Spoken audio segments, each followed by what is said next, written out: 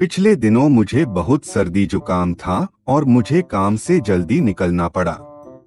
मुझे लगा कि रात को सोने के बाद मैं ठीक हो जाऊंगा, लेकिन जब मैं अगले दिन उठा तो मैं हिल नहीं पा रहा था।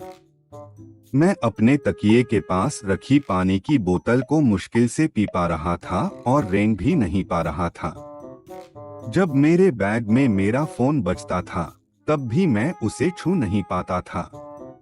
आखिरकार मेरी दृष्टि सफेद हो गई और जैसे ही मैंने सोचा यह बुरा है, मैं बेहोश हो गया।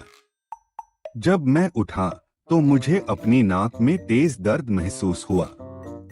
मैं भूल गया था, लेकिन मैं 5 साल की मादा बिल्ली के साथ अकेला रहता हूँ। अपने अनियमित काम के घंटों के कारण मैं एक स्वचालित फीडर का उपयोग करता हूँ जो उसके लिए 3 दिनों तक का भोजन और पानी रख सकता है। चूंकि वह मुझे जगाने आई थी, इसका मतलब था कि भोजन खत्म हो गया था और मैंने उसका लिटर बॉक्स भी साफ नहीं किया था।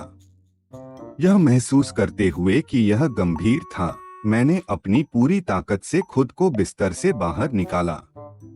मैं कभी कभी बेहोश हो जाता था, लेकिन हर बार मुझे मेरी बिल्ली काट कर जगा देती थी। जब मेरा फोन फिर से बजा, तो मैं कमरे के बीच में पहुंचने में कामयाब रहा। मैंने हताश होकर उत्तर दिया और यह मेरे काम का एक सहकर्मी था। वे कुछ कह रहे थे, लेकिन मैं इसे समझ नहीं पाया। मैंने उनसे बस इतना कहा कि मैं हिल नहीं सकता और फिर मैं सचमुच बेहोश हो गया। अगली बार जब मैं होश में आया, तो मैं अस्पताल में था। डॉक्टर के शब्दों ने मुझे चौंका दिया।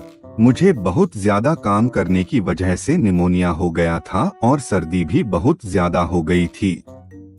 इसके अलावा मुझे लगा कि मैं काम से जल्दी निकलने के अगले दिन ही था, लेकिन यह 3 दिन बाद हुआ। मेरे सहकर्मी ने मुझसे कहा कि अगर वे नहीं आते और एम्बुलेंस नहीं बुलाते तो मैं मर सकता था। मेरे साथ रहने वाले सहकर्मी को धन्यवाद देने के बाद मैंने उनसे मेरी बिल्ली की देखभाल करने के लिए कहा। मुझे यह थोपना बुरा लगा, लेकिन अगर वे उसके भोजन, पानी और कूड़ेदान को संभाल सकते हैं, तो बाकी सब ठीक हो जाएगा। मेरे सहकर्मी ने मुझे अजीब नजर से देखा और कहा, लेकिन वहाँ कोई बिल्ली नहीं थी और वहाँ कोई बिल्ली जैसी चीजें नहीं थीं। मुझे याद नहीं है, लेकिन उन्होंने कहा कि एम्बुलेंस द्वारा ले जाने से पहले मैं अपनी बिल्ली के बारे में बात करता रहा। इसलिए मेरे सहकर्मी ने बिल्ली की देखभाल करने की कोशिश की, लेकिन न तो बिल्ली मिली और न ही उसका कोई सामान, जिसमें स्वचालित फीडर और लिटर बॉक्स भी शामिल है। उन्होंने किसी भी स्थिति के लिए सुविधा स्टोर से बिल्ली के खाने का एक डिब्बा खरीदा और खोला।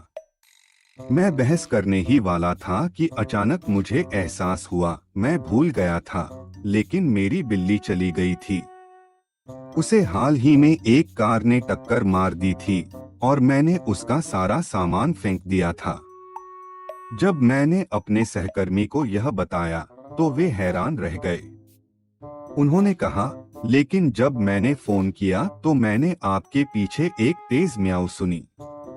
मुझे आज सुबह अस्पताल से छुट्टी मिल गई और मैंने आने वाली छुट्टियों के दौरान उसकी कब्र पर जाने का फैसला किया है।